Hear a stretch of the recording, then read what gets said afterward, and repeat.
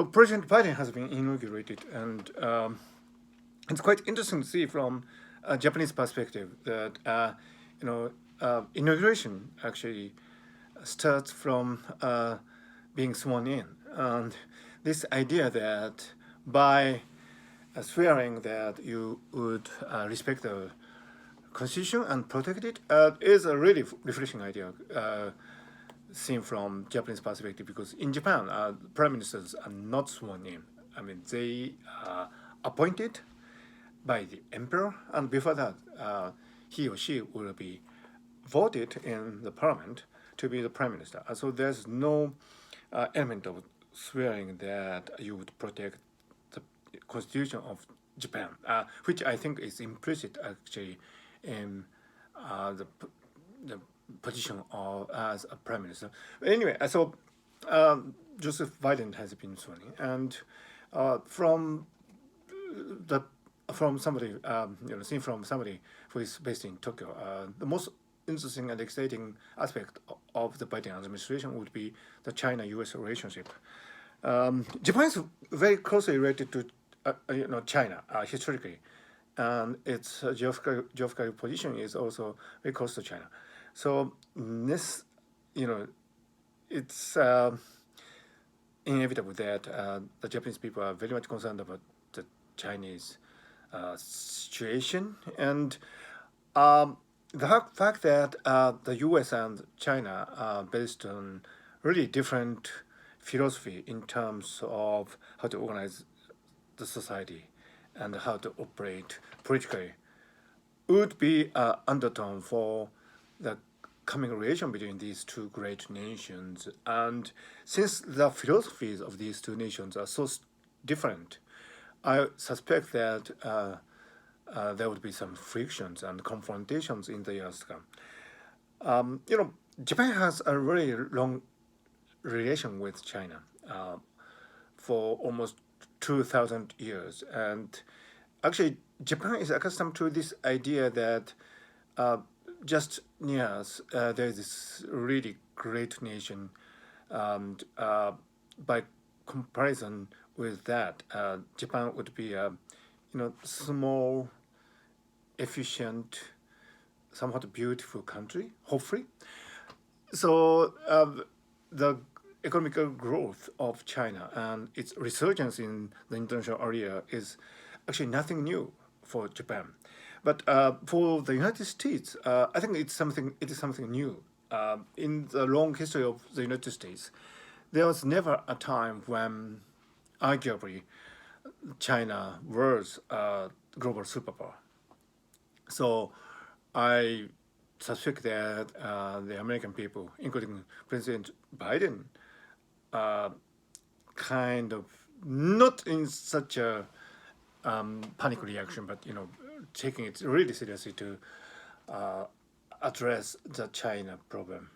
How do you solve a problem like China? This is a really interesting question. Back in the year 2000, I think Bill Clinton expressed his optimism that as the civilization of the internet takes hold in globally, the Chinese political system would be more liberal, more free, which didn't actually happen. And Clinton at the time predicted that it's either political liberalization or the internet. I mean, if the internet was here to stay, it would mean that the Chinese society would be gradually opened. That actually didn't happen. Quite interestingly, the opposite actually has happened. The Chinese Communist Party is really sophisticated in its use of operations, whether covert or explicit, on the internet, and the internet is actually used as a tool to take hold of its citizens in China. And this is quite interesting, and this is something that we didn't quite expect at the time of the fall of the Berlin Wall, for example, or the dissolvement of the Soviet Union. At the time, as Francis Fukuyama optimistically predicted, the end of the history did seem to be near.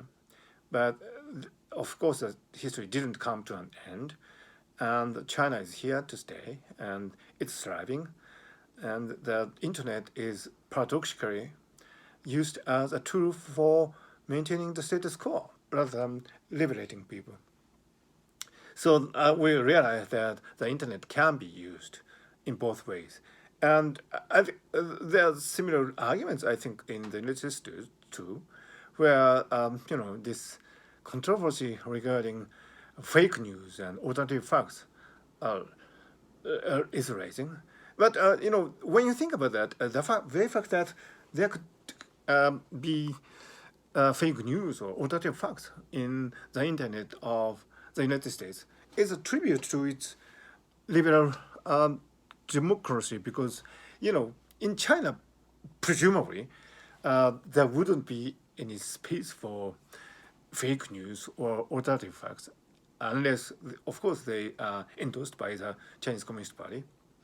So this dichotomy, if you like, of pro-Trump supporters and anti-Trump liberals, for example, in the United States, is a great testimony of the fact that heterogeneity is allowed to exist within the U.S. Cyberspace. But in China, as far as I know, such a dichotomy is not possible. And so there is a monopoly of opinion.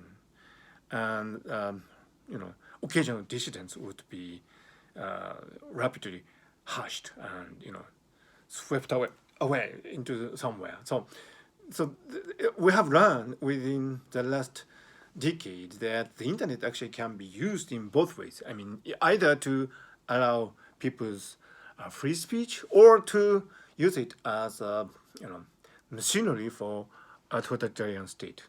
So this different approach to state governing is would be a continuing issue between the United States and China, or what the United States represents and what the Chinese government represents.